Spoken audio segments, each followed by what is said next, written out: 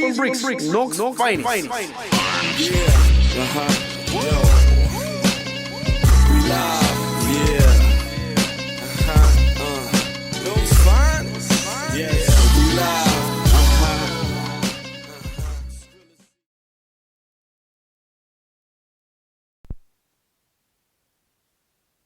Welcome to the Seventh Letter Podcast. He is I, and I am him, the letter G. Glad to be here with you because you took your time out to be here with me. I had a pretty great last week. My oldest daughter graduated high school, and well, she's my stepdaughter, but I've been in her life since she was 3 years old. But in no way I look at her differently than I do my own child or children. I also got a gift of a stepson as well, who's also another amazing young man. She graduated last week, and I don't think I could have been prouder of a human being in everything that she's helped my wife and I accomplish. When me and my wife, we got our college degrees after we had children. We had all of our children before we had our college degrees. So we got our education. We were trying to have babysitters. I mean, there was even points we even brought our children to school. Then we had to make a choice, like we feel like she's responsible enough. She had to be nothing more than 11, 12 years old. And she watched her brothers and sisters for us. And this shit is probably against the law, but it's, it is what it is. We had to do what we had to do, or we had to bring our children to school with us, which we didn't, we just couldn't continue to do. So her sacrifice and her understanding. I remember one point, I think she was like, she had to be like 14 years old. And my wife and I, we struggled for the most part of our relationship.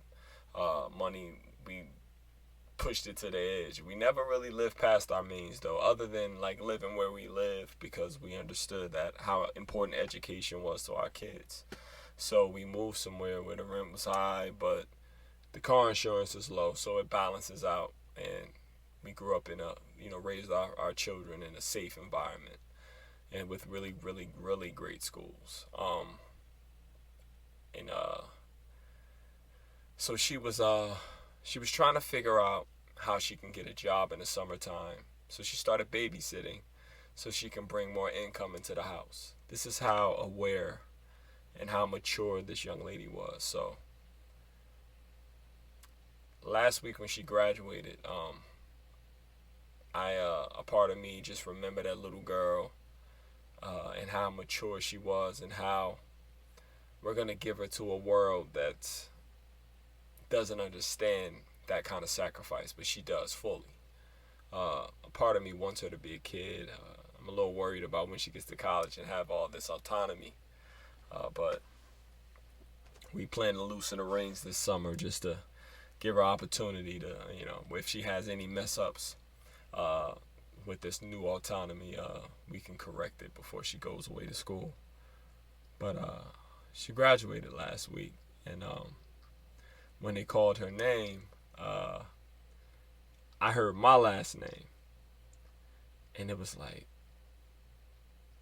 wow. And I don't always feel like the best father, I'm a dad. I feel like I'm still developing in certain ways, but I'm here. My presence is known.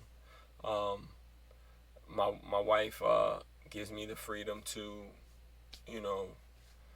make certain decisions, and I give her the freedom to make. It's just a collective effort in this house, where we just watch each other's back, and we everything is business. We handling business over here. So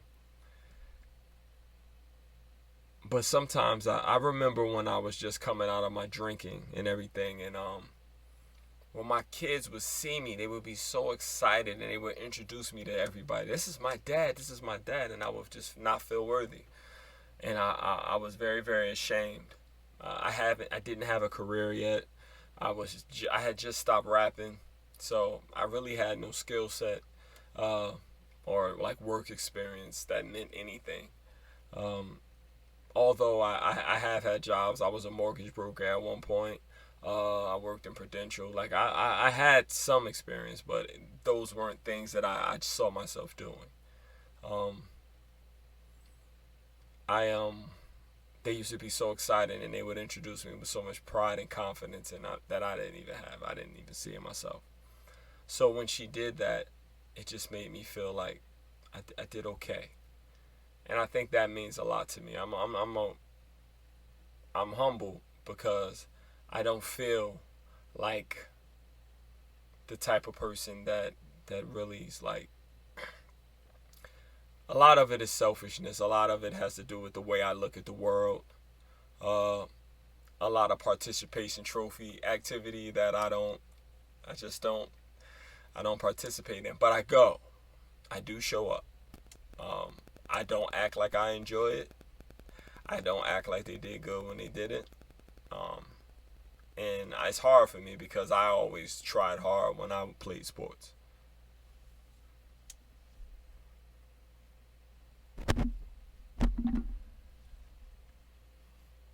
Recording in progress. So it was just difficult for me to like act like I had a good time. I'm humbled by this, man, but it brings to me another thing. She has a father, and I try not to harbor any vitriol or hate for anyone, but I know that just by I never felt comfortable with like sitting on my lap and hugging her and kissing her like I do my own child, um, because I just feel like that's not, you know, I never felt comfortable. I always kind of felt like I didn't want to overstep my boundaries, just in case if her father wanted to come back into her life, because we wanted that. I would not allow my wife to not let her see her father, but he made no effort. And if you knew this kid, you would say like, he's such a piece of shit, and I don't like him, and I really want to put hands on him, but I can't, because it's still her dad, and I'll still teach her to honor him if she was to see him, because that's what God says to do. But he's such a selfish, just terrible guy. Terrible. And he doesn't know like what he brought into this world. That what she's gonna do with her life. She's gonna affect this world in a very positive way. I'm sure of that. She has a wonderful heart, wonderful spirit. She tries hard at everything, especially school and scholastics, and she cares about it. And she wants to be good. She puts in the work. She doesn't hang with any type of bad people or anything. She just does everything right. And he had nothing to do with it. And he missed that. It's like, it's not even hard to be her dad. It's the easiest thing I've ever done. Easy. It's easy. It cost me nothing to raise her. It cost me nothing. I'm just here. And just by being here, she wants me to be her dad. Her dad. She wants me to adopt her. And I'm humbled by that. And I want nothing more in the world than to do that.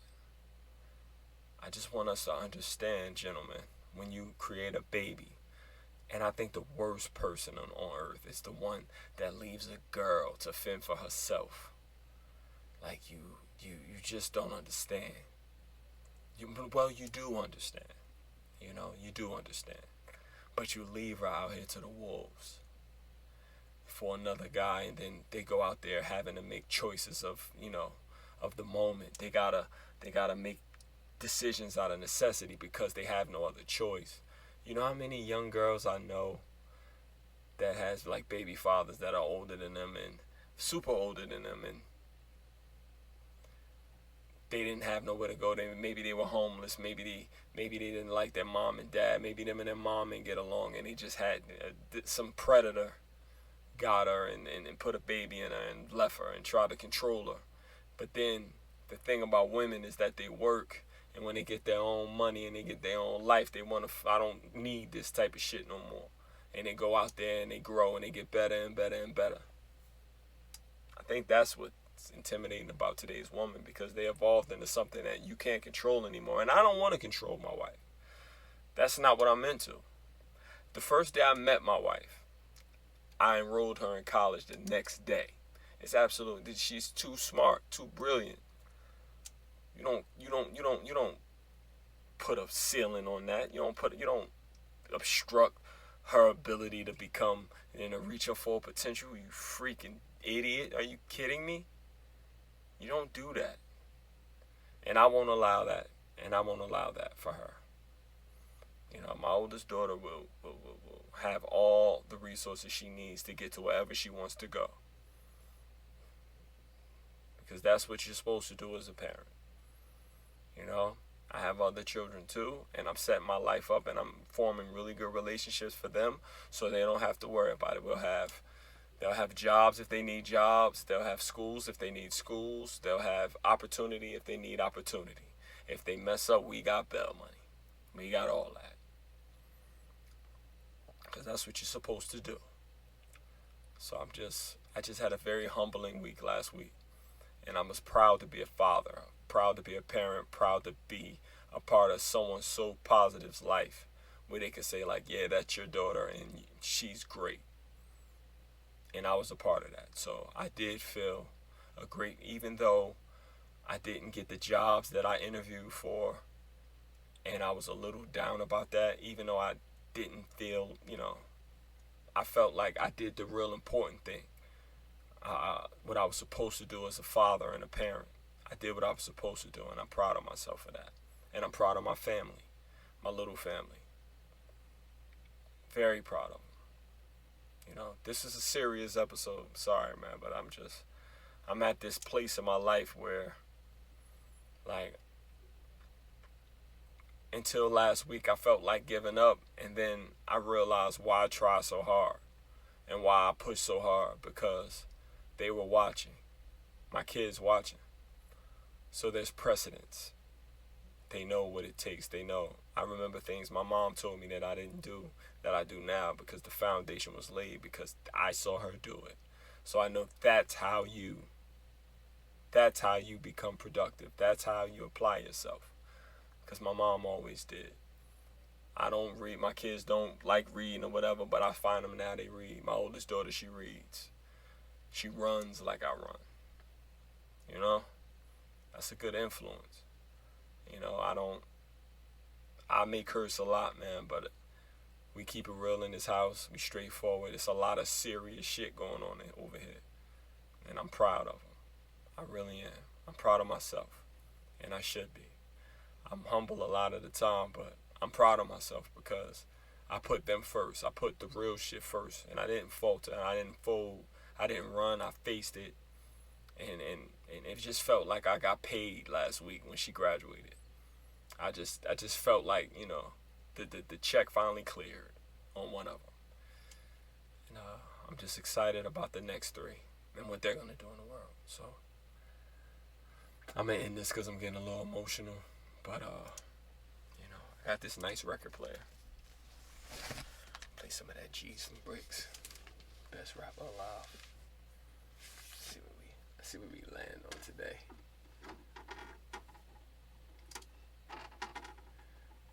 Scratching on my damn record. Where the hell is the hole?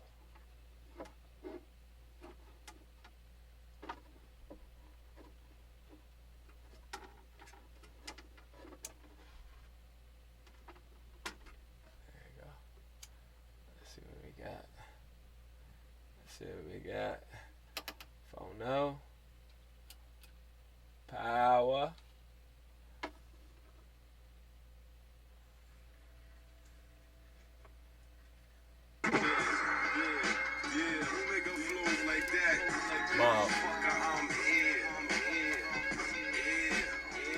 Yeah, man. So, go to the gym tomorrow.